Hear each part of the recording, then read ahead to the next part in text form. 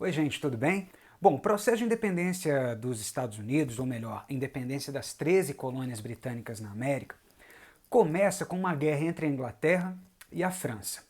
O marco é a Guerra dos Sete Anos, uma guerra entre a Inglaterra e a França por disputas coloniais. Essa guerra foi uma guerra que, na verdade, ocorreu também nas Américas e alguns colonos apoiaram os franceses ao invés dos britânicos naquele momento das batalhas. A Inglaterra vence a Guerra dos Sete Anos, mas vai recrudescer o fisco colonial. É como se fosse assim: estamos com as finanças baixas, vamos cobrar das colônias.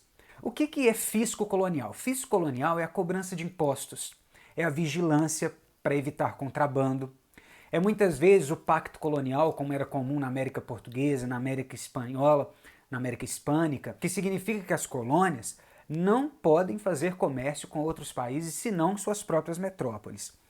No caso da Inglaterra, havia um detalhe. As 13 colônias sempre tiveram uma certa liberdade política.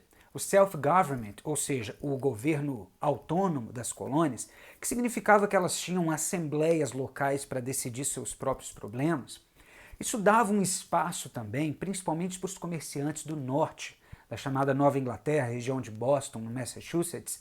Ali naquela região, as pessoas estavam desenvolvendo muito comércio.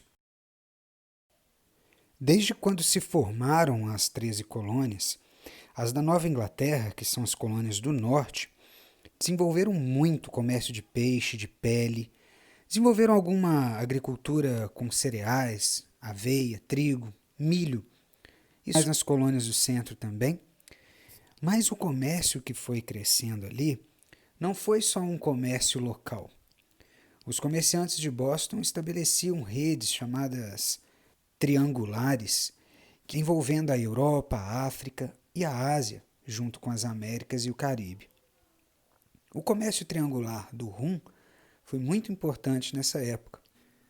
Esse comércio consistia no seguinte: os comerciantes de Boston compravam açúcar do Caribe, pegavam esse açúcar, transformavam em rum, enviavam o rum para a África e trocavam por escravos. Esses escravos eram vendidos no Caribe e nas colônias do sul, que são grandes agroexportadoras de cana-de-açúcar, mais adiante de algodão. Apesar de elas serem as colônias mais ricas, havia muitos escravos lá também, os fazendeiros eram poderosos, as do norte estavam prosperando muito. E a prosperidade do norte fazia com que a Inglaterra soubesse que ali era um lugar de cobrar impostos. Então as colônias vão ter que pagar a conta dessa Guerra dos Sete Anos. Então o que a Inglaterra faz? Começa com a lei do selo e a lei do açúcar. O que essas duas leis vão fazer? A lei do selo vai estabelecer que toda carta, livro, outras correspondências, documentos que passassem, que circulassem pelas 13 colônias deveriam pagar o selo, que ia direto, naturalmente, para a coroa britânica. Além disso, a lei do açúcar. A lei do açúcar quebra o comércio triangular. O comércio triangular, ele se define por envolver rum e escravos. Olha como é que funciona. Os comerciantes de Boston compravam açúcar no Caribe, e muitas vezes do Caribe espanhol, de Cuba. Levavam esse açúcar para as 13 colônias, ou para suas colônias no norte, e faziam rum.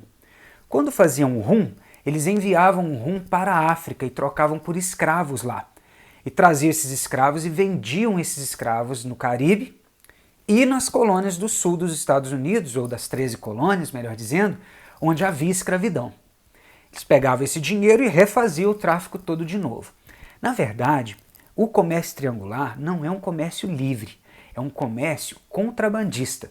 Mas a Inglaterra fazia vista grossa para aquilo ou não vigiava o bastante. É que as colônias, principalmente as do norte, onde não havia plantations de cana-de-açúcar gigantescas, como é o caso do sul, as colônias do norte da Nova Inglaterra, elas eram colônias de comerciantes, de alguns fugitivos religiosos na origem.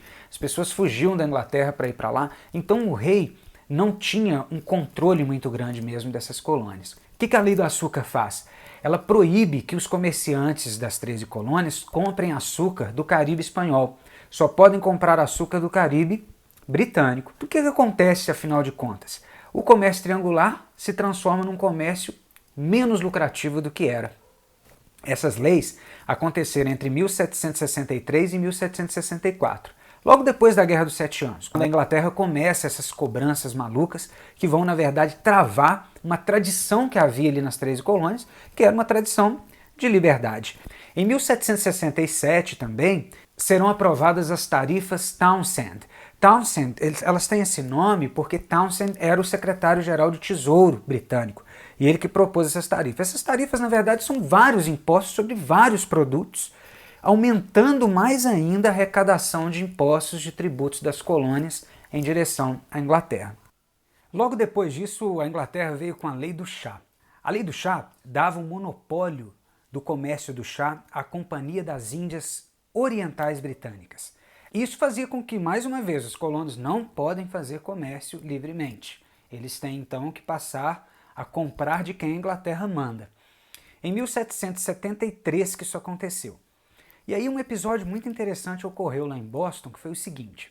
No ancoradouro de Boston havia 3 navios lotados de chá e os colonos se disfarçaram de índios, os comerciantes, fazendo uma contestação à Inglaterra. Eles sobem nas popas desses navios e jogam todo o carregamento de chá para o mar. Esse episódio é chamado de Festa do Chá de Boston.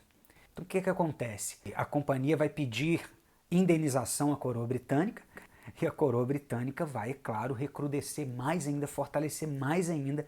As pessoas começaram a entrar em combate direto com os ingleses. Então as autoridades britânicas começaram a ter choques com as populações, choques mais diretos com as populações das 13 colônias, principalmente da colônia de Massachusetts. Aconteceu em Boston também um episódio chamado Massacre de Boston. Foi um momento em que alguns colonos foram mortos pelas autoridades britânicas.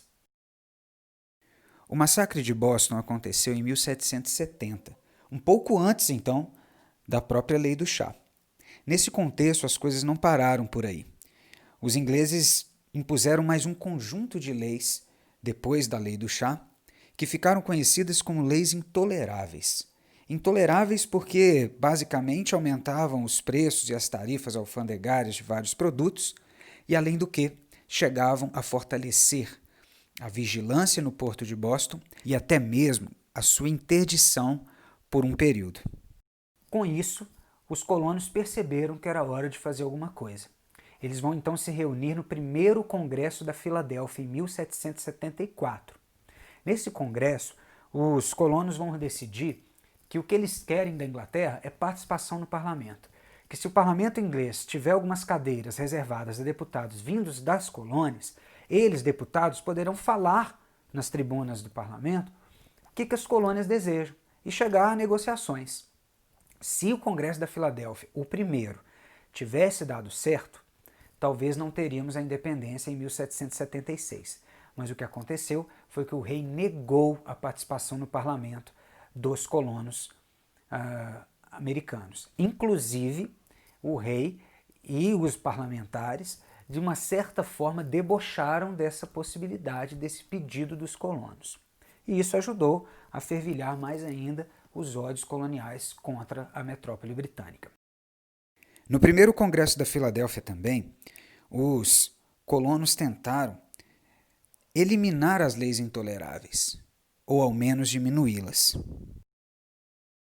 Em 1776, agora sim, no segundo Congresso da Filadélfia, eles vão declarar a independência dos Estados Unidos da América, agora com esse nome.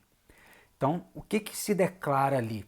Os chamados Founding Fathers, os pais fundadores da América, Benjamin Franklin, o George Washington, o Thomas Jefferson, mas outros também, John Adams, Alexander Hamilton. Esses pais fundadores são grandes intelectuais, maçons, cientistas que estão ligados à causa da independência e que estão ligados nas ideias do constitucionalismo britânico.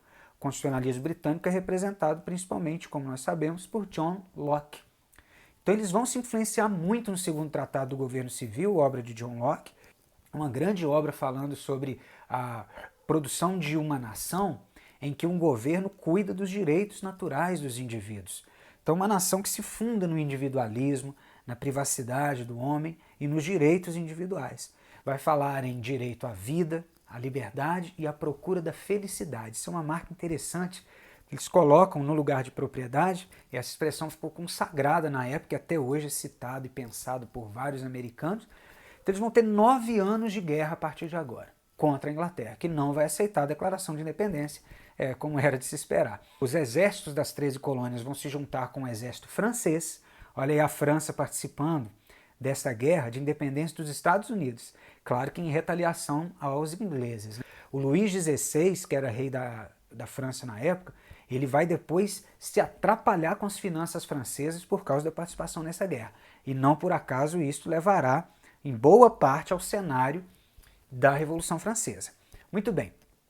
Depois da Guerra de Independência, 9 anos depois, em 1783, foi assinado o Tratado de Paris, quando a guerra acaba, e os norte-americanos então agora estão livres. A Inglaterra reconhece a independência deles. Eles vão aprovar uma Constituição e aí nascem os Estados Unidos da América.